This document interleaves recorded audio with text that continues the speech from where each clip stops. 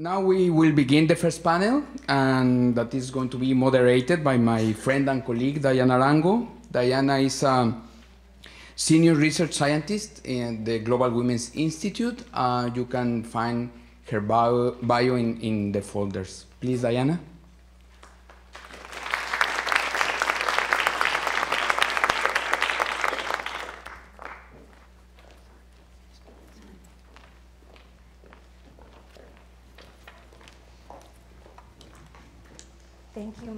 Thank you, Manuel. It is my pleasure to be joined on stage today by Dr. Mary Ellsberg, the director of the Global Women's Institute here at George Washington University, and my boss. And Dr. Lori Heisey, who just gave us a wonderful presentation on the call to action that summarizes the main findings of this Lancet issue, and Professor Jim Tilch, who is the chair of the George Washington University's Department of Global Health. In the interest of time, I'm not going to read their bios, but you can all find them in your folders, and I assure you they're really impressive, and there's many, many years of experience here on stage. But now we have an opportunity to dig a little deeper into some of the articles of the Lancet, and let me start with Mary. Mary, you just got back from the London launch, where you represented the authors of the first paper in this series, Prevention of Violence Against Women and Girls, What Does the Evidence Say? So can you tell us a little bit of what the evidence says, where the gaps are, and what are the good things that we found? Yeah. And before I start, I'd like to actually acknowledge my co-authors on this paper. I think many of you are in the room. Some are up here with me. Diana Arango, Manuel Contreras, and Floritza Gennari. Are you here? You stand up, please. There's Floritza, who did this on behalf of GWI, and she's now a doctoral student at the Milken Institute School of Public Health. Sven Kitlisson, are you here, Sven? Sven, from the World Bank, and Matthew Morton, also from the World Bank, who I assume is in India, perhaps watching us, and then Charlotte Watts from the London School of Hygiene and Tropical Medicine. So this was really a really large effort, and it started out as a collaboration between us and the World Bank to do a systematic review of reviews, looking at different interventions that had rigorous evaluations aiming to reduce some form of violence against women. And what we found, we tried also, I see one of my colleagues, Andrew Morrison, is here. When he was at the World Bank 10 years ago, we tried to do a similar evaluation, and we found almost no rigorously evaluated studies at the time that had results on reducing violence against women. So one of the really good pieces of news is that we found a wealth of information. We found 58 reviews of different kinds of interventions, and over 100 altogether, really rigorous, that's experimental or quasi-experimental designs, evaluate interventions that were reducing different forms of violence against women, so not just intimate partner violence, but also female genital mutilation and cutting, child marriage, and non-partner sexual assault. So we found a lot, and we found altogether about 27 interventions, and they're all mentioned in our paper here, that actually did have some success in reducing violence. So that was the great news. I'll say, as Lori said, that there were also a lot of gaps, and we maybe can go into that a little bit more later. But some of the things we found that were not a big surprise, but still a bit discouraging for us, was that the evidence is still hugely skewed.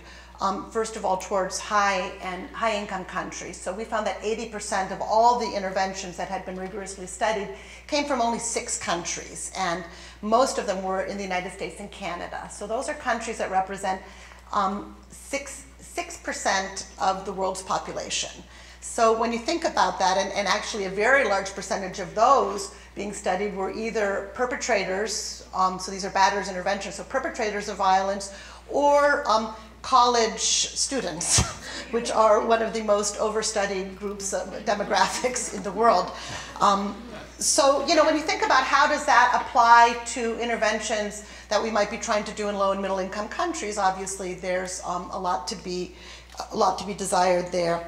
Another thing is that although all of the interventions said that they were trying to prevent violence or reduce violence, in fact, great majority of them were really looking at response. They were either batters interventions, reducing recidivism among abusive husbands, or they were health-centered interventions, for example, screening, services for women who had been abused, and they were trying to reduce re-victimization.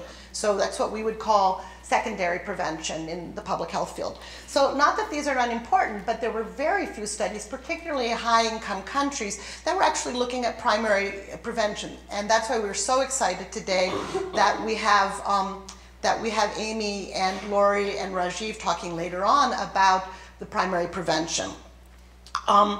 So I'll also say what I think was the most exciting was that we did find several studies now in low and middle income countries looking not just at intimate partner violence, but also at child marriage, female genital mutilation, and other forms of violence against women and girls that had significant, I mean, I see a lot of public health professors here, statistically significant findings and in preventing violence. And so I think that's really where we want to focus during most of the morning. And something we found out about them. So we wanted to know just not only how many studies are there, but what is it about them? What can we glean from this big overview, which is a pretty high level look at it? What is it about them that seems to be the most effective? And not surprisingly, we found that many of the ineffective studies were one-off. They dealt with one sector. It was either, batters, or it was health providers, or it was police. It was one group of people. And some of them were so short, they were an hour. And, don't even ask me why somebody thought it was a good idea to spend $500,000 studying whether a 1-hour intervention, could lead to reductions in sexual assault, for example. So it's not terribly surprising that those were ineffective. But we did find the effective ones are really a new kind of programming, and they are sustained over time. They go on for several months, if not years. They don't deal with just one part of the targeted part of the population. They deal with everybody. It's the men and the women and the children and the police and the health workers and the religious leaders. So they engage everybody in the community. And also, they don't just look at anger or the behavior of violence. They look at the underlying driver. So they're looking at social norms. They're talking about gender discrimination. They're talking about power. And I know that Lori and Amy will talk more about that. But we found that just thrilling, not only that this kind of work is being done now around the world, but now that we also have measurable results to show that violence can be prevented. Great, thank you, Mary. I'm going to move on to Lori. Mary just told us about the evidence related to change in behaviors, so interventions that led to less perpetration or victimization, but your research looks more at macro level factors like economic and political processes that influence the dynamics around violence against women and girls. Can you tell us a bit more about your research and how it impacted the call to action that you just presented and co-authored? Sure.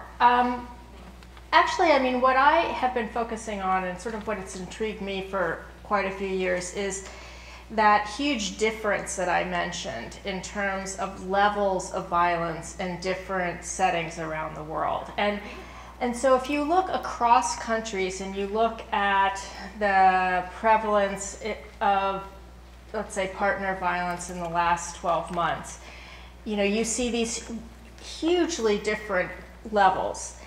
But interestingly enough, if you go within a country, you also see hugely different levels.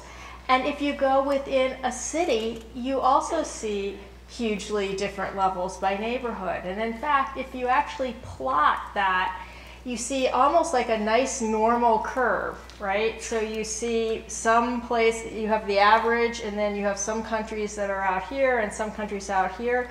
And if it's neighborhood by neighborhood, you also see that.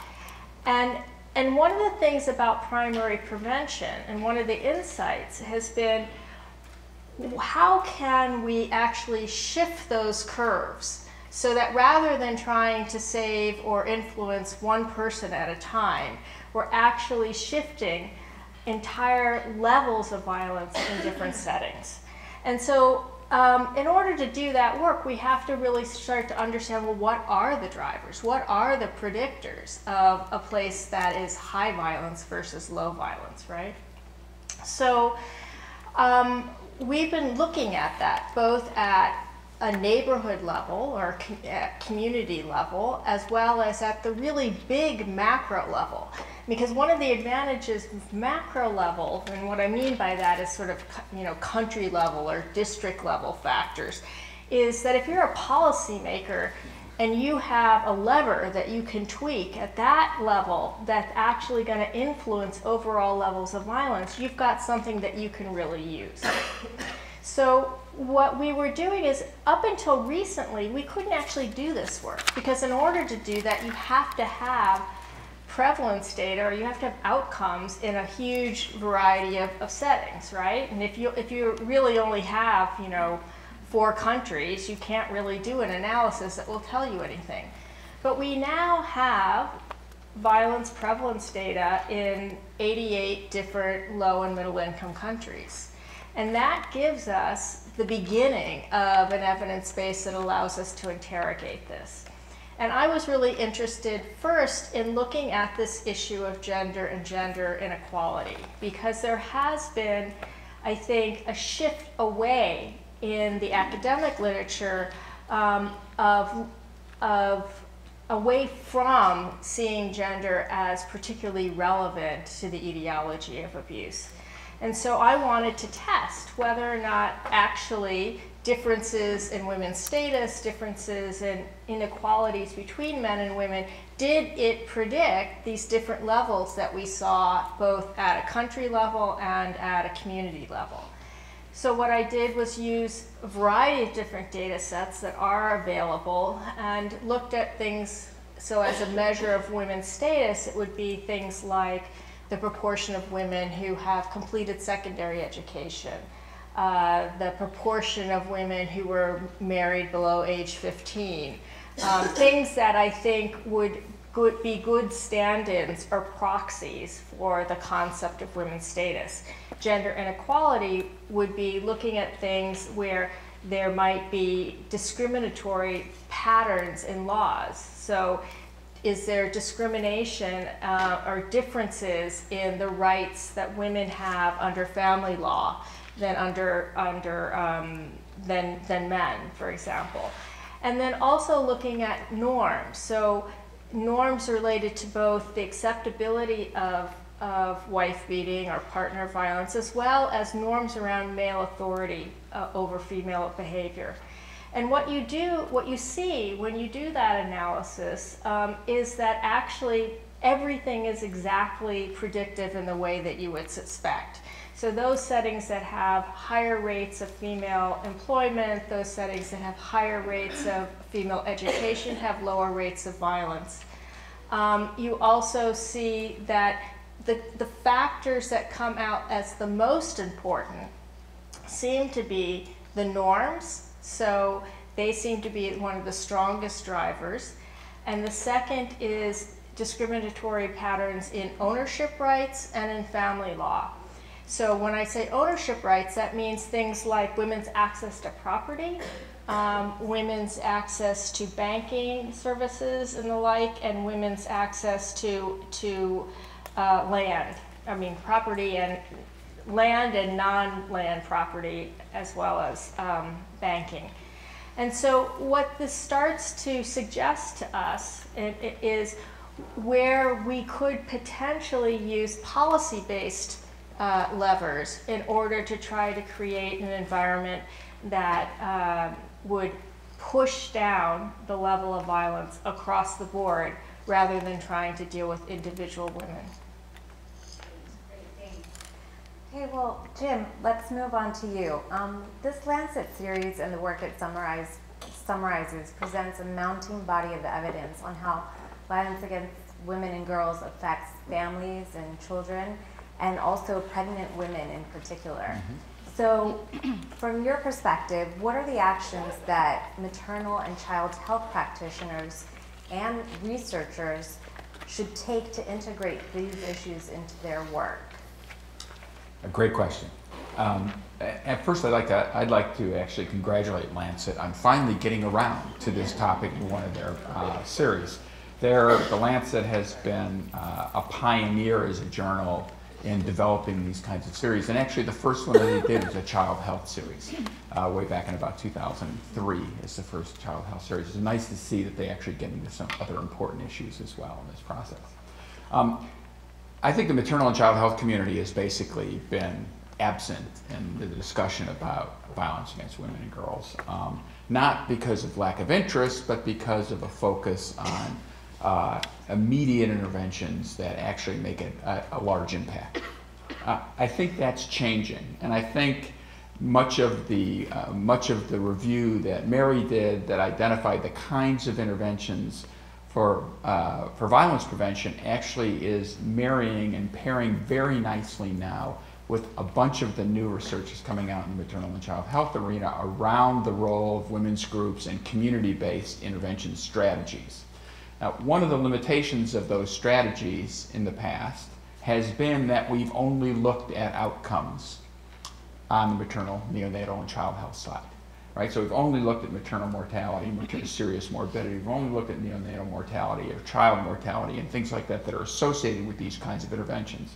But there's a group of very well done, large randomized trials, now done by Tony Costello at the Institute of Child Health and his group in London, together with a number of other non-governmental organizations that have been active in the child survival arena using a different model called the care group model that show that, in fact, these kinds of community-based strategies, women's group strategies that are quite straightforward, highly sustainable, and only modestly directed in terms of the kinds of conversations and stuff that they have actually within these groups can have huge effects on maternal and child health outcomes, even maternal mortality, neonatal mortality, things like that. And one of the things that we've been unable to do so far is to take interventions like this and look at the entire picture of outcomes. And this honestly is killing us in terms of promulgating these outcomes, because the broader array of outcomes they impact on, the more highly cost effective they are to do. And so it's time for us now to start to move to these kind of community-based interventions instead of our more vertical technical strategies. Not that we should not continue some of those vertical technical strategies. You never want to fight against the immunization program in any developing country, because it's an engine that you can't avoid and you shouldn't avoid.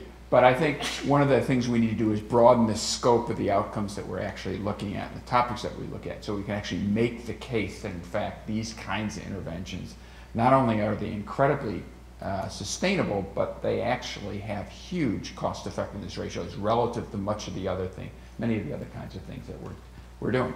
So, and I think we're kind of poised now to do that kind of activity. I think we're seeing that from a wide variety of different perspectives.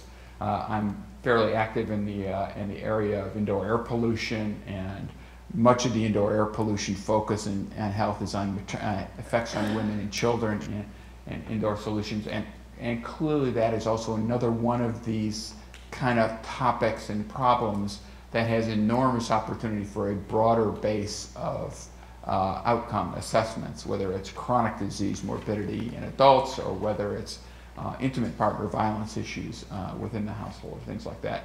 Again, another opportunity to really broaden the cost effectiveness ratios that we see compared to many of the other kind of interventions that we're doing. So I'm actually really optimistic about this.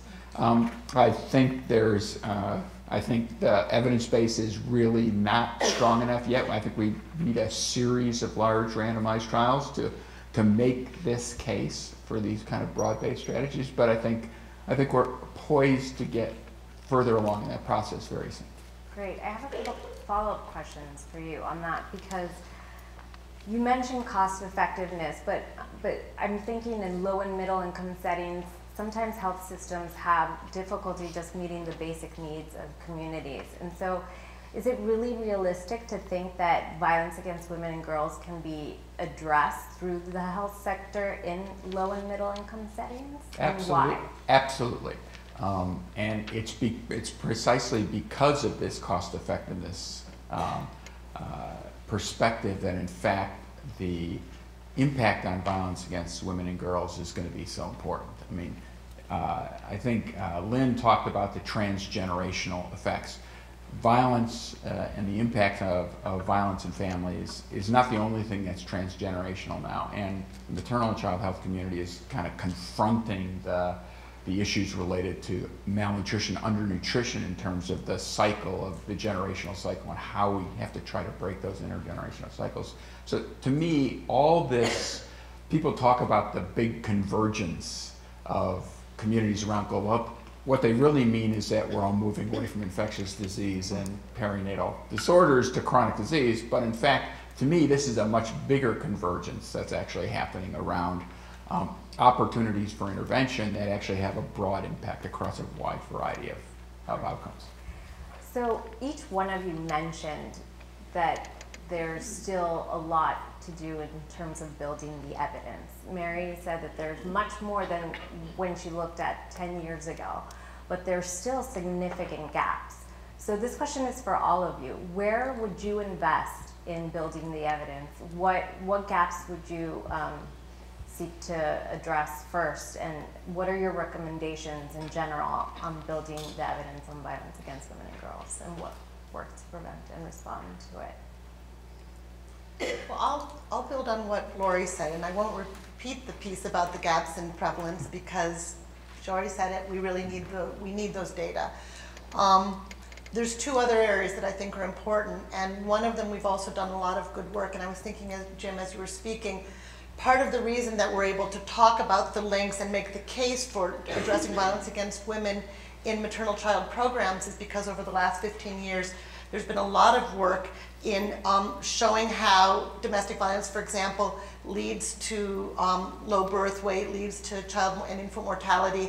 And so I think there's been some convergence of the research agenda already that has been really, really important and powerful. And if we didn't have that, we wouldn't be able to make those cases. And I think we need to do more of it. So then I come back to what several of you have already mentioned, which is, we have this little handful of beautiful projects that are mostly done on a pretty small scale, and they've been now very rigorously studied and very promising results. How do we turn that into the spark that creates the movement, both in terms of really scaling up investment on the side of donors and making sure that these are, one of the key things is that they're replicable in addition to scalable. So the SASA project has been evaluated now in Uganda, and it's being done in a lot of other places. I'd like to know, when it's tailored to Haiti, does it work as well, or does it need to be done in a different way? Do projects, we found a few very good studies, for example, in schools in Canada, and every time they've been replicated, they haven't had the same results. And we spoke to the authors, and they said, well, they haven't really been implemented in the same way. So we need to find out, particularly in these complex kinds of interventions, when you're looking at lots of outcomes and lots of kinds of activities, it's going to take us a while to figure out what are the pieces of the interventions that are actually key, that you can't not do them, and what are the pieces that can be changed or be done in a different way. So I feel as though we have a lot of work to go in the next couple of years, playing around, comparing lessons and approaches, and documenting exactly what's done, because we also found, we'd find in these reviews, this many were successful, this many were not, and very little description of what even happened in them. So we couldn't draw conclusions often about why one was more successful than others, and we would put in little variables like how long did it last, and was it men and women, and was it whatever. We began to sort of get an overview, but we really need to go deep also into describing the interventions, and I think a lot of qualitative work to understand when something works, why does it work, or if it doesn't, learning also from all the negatives. There were a lot of null studies there that looked great and they had no results, and I'd like to know a little bit more about what was missing there. So that would be my take. I agree with that. I actually think we're at an interesting point in time where I think we've mobilized, and the donors and everything have pushed us in a very constructive way, I think, to focus on evidence. But we're in this sort of odd moment where there's more interest in evaluating programs than in optimizing programs. And what I got a rise there. No, and what I mean by that is, I mean, people come to me and say, I want you to do a, RCT on this thing, which I could tell them that's not going to work. And the point is that we haven't experimented enough with programs. We haven't been rigorous enough in documenting what the program is. And as Mary said, what are the key things that need to be maintained in order for you to say, yes, we are replicating SASA. And we should be, I think, spending more time pairing researchers and programs so that there's a learning phase and a piloting phase, getting these interventions ready for prime time, and then investing large-scale money. And we've got it a little bit backward right now. And I think that it's quite important that we don't shut down innovation too soon, because we're very, very much on an early learning curve. Yeah, I would completely agree with that. At the same time, I think it's really important not to think small. And that if we, frankly, we're all in a competitive environment when it comes to making the case for either our outcomes or our interventions, right? And so strength of evidence and quality of evidence is absolutely crucial in making those sets of arguments. So I think we need the next set of trials, if you will, or studies need to be significantly larger and definitive in their strategies. Now, they also need to have high fidelity to the models that work, and titrating exactly what are those components that really actually work is really important.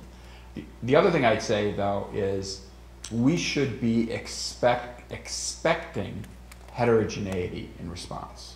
Heterogeneity in response is not an indicator that something's not working or only works one place and not in another place. Heterogeneity in response often actually, in fact, reinforces the causal argument, because we wouldn't expect necessarily an intervention, a community-based intervention on prevention, to work at the same relative efficacy in a place that has 70% underlying annual incidence versus one that has 5% underlying annual incidence. And we shouldn't try to mush those data together and make up some average effect that has no relevance to any population. So I think all of that needs to be considered when we take this next step. But I don't think there's any reason in the world why we shouldn't be moving very aggressively to improving the evidence base here. Can I just ask you about this, Jim, because you have more experience in doing these large-scale trials than any of us. It seems to me that one of the problems is that we need a shifting paradigm for both donors and researchers to make it possible.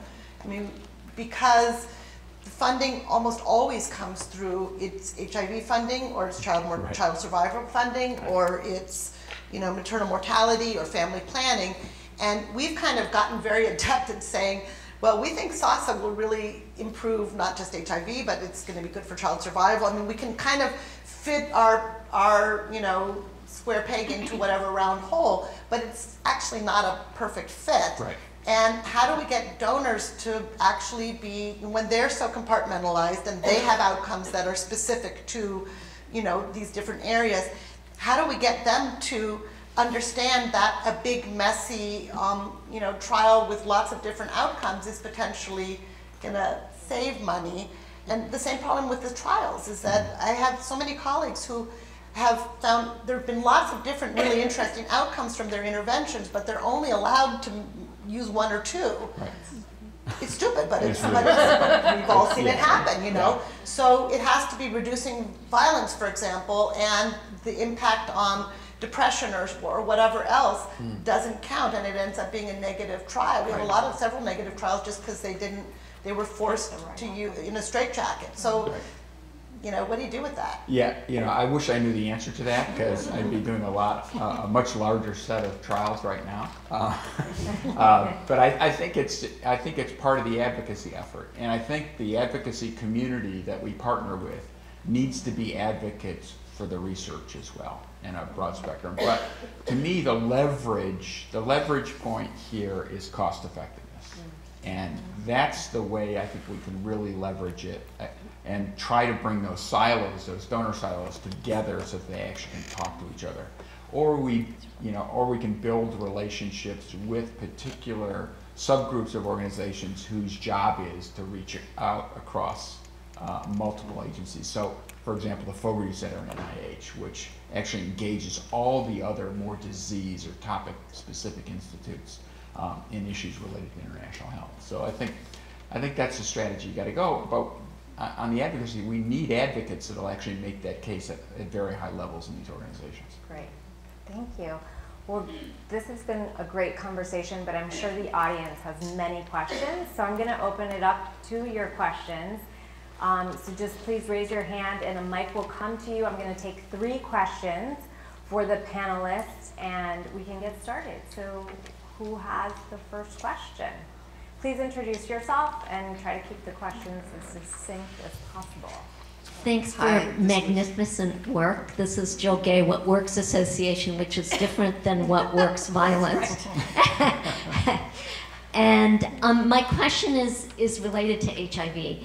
So how do you see leveraging PEPFAR's gender strategy, which requires gender assessments in all PEPFAR-related work starting in 2016, and leveraging Global Fund, which now requires that gender be incorporated into the concept notes, i.e. the applications to get money for any country.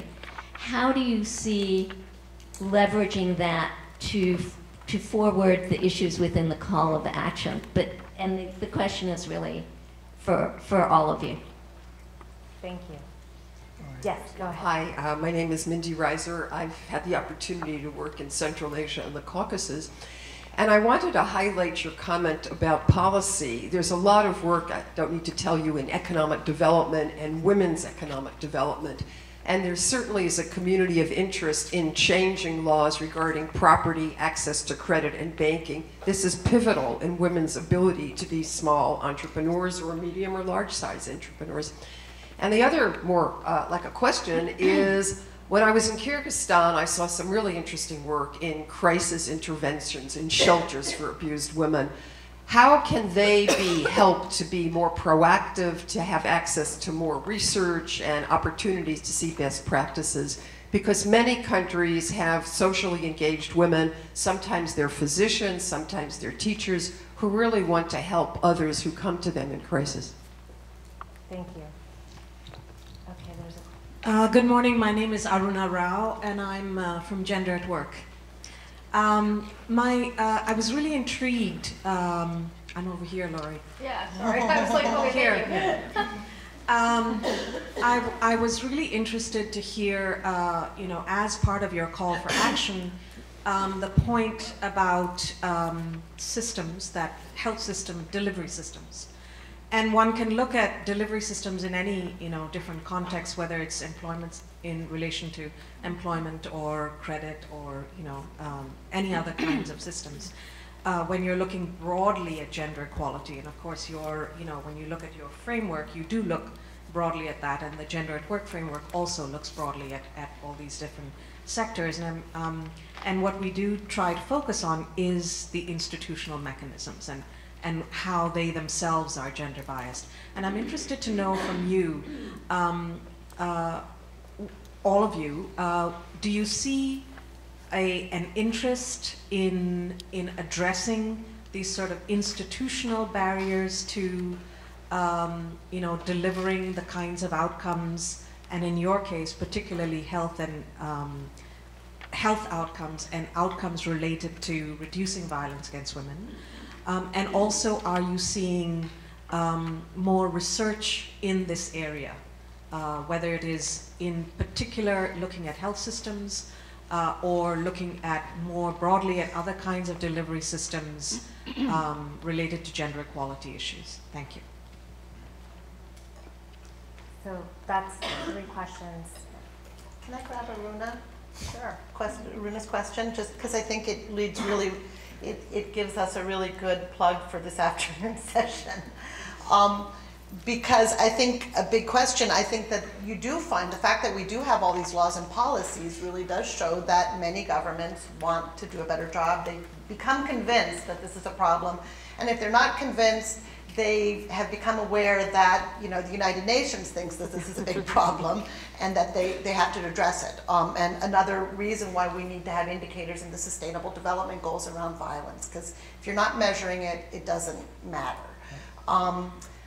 So I think a big problem is that people don't really know how to do it. And there's been a real thirst for trying to understand how would you transform the educational system or the health system or even, you know, microfinance or citizen security to make it more gender aware and to address, and it kind of goes to what Jill was saying about the gender assessments. You do the gender assessments and you find out that there's a big problem with gender inequality. What do you do about it? And that's why we were really happy to work with the Inter-American Development Bank and the World Bank specifically on creating a toolkit that will give pretty succinct, about 10, 15 pages of ideas about how you start at the policy level, how you integrate it into just general practice in your systems, addressing gender-based violence, and sort of at a community level what it means. So I encourage you all to come in the afternoon if you're interested in sort of how to put this into practice. I would also, just to follow up on Aruna's comment, I actually think we haven't done enough within the violence movement to look at non-violence specific policy options.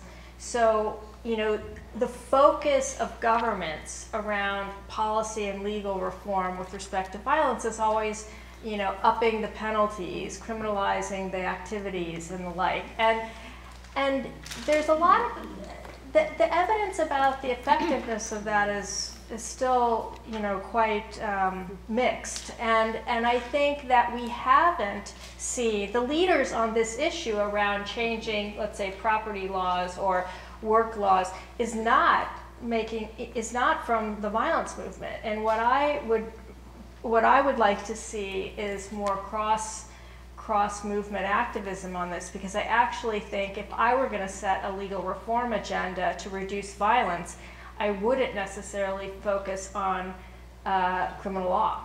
I would focus on some of these other areas.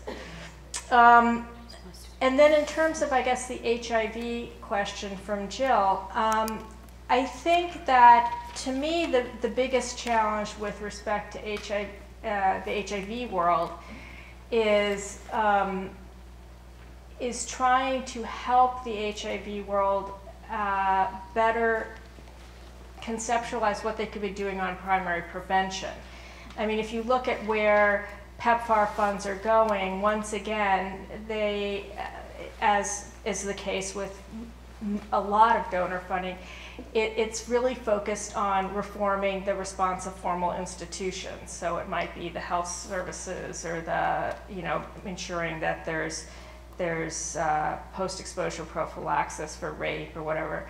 And as important as those things are, I actually think there's underappreciated synergies around some of these more fundamental gender equality and prevention issues that we could be seeking. And in the same way that Jim was saying, what they're learning in maternal and child health about community-based reflection groups and the like, having positive outcomes for maternal and child health, we see the same thing in the violence world, you see the same thing in the HIV world, and I think we know that some of these small group processes are that encourage critical reflection are key to many, many of the development outcomes that we're trying to promote. And yet, we don't take them up because everyone says, well, how do you scale them? And you know, and I think it's a failure of imagination on our part in terms of thinking bigger. I mean, if you can train, you know, 2 million lady health doctors in Bangladesh, and you can, you know, create health promotoras in Latin America and everything, you can train people to facilitate groups like that too. You need a cadre of hundreds of thousands of them. Okay, let's do it. You know, I think we just sort of throw up our hands and say it can't be done. I don't know how I ended up that from your question, but it's my, but it's a point I always want to make. So. But you know, my only comment here is that I think as we're doing that, I completely agree with this, not being afraid to scale concept, is that we do have to have some institutional structures in place for support. So, well, I think Mary's review of reviews actually showed us that if you only work at the community level on response situations, you don't often see much of an impact. But we certainly know that if you want to work on the prevention side, you're going to discover cases, and you need to have some of that response in place to be able to have a credible prevention strategy, because prevention is never totally independent of, quote, cure or treatment. Do any of you want to comment on the question about getting this research into the hands of service providers? Well, I think it was related to this point about how do people who are doing the crisis work, how can they learn from each other, and how can they build relationships with research? I think that's an incredibly important question, and it's one that many of us have been, you know, really committed to for years, and sort of evidenced by Lori and myself coming first as activists, becoming researchers, but we've had really long-standing relationships with Puntos de Encuentro, with Raising Voices and others, to try and sort of collectively develop the kind of knowledge that we need about what's effective.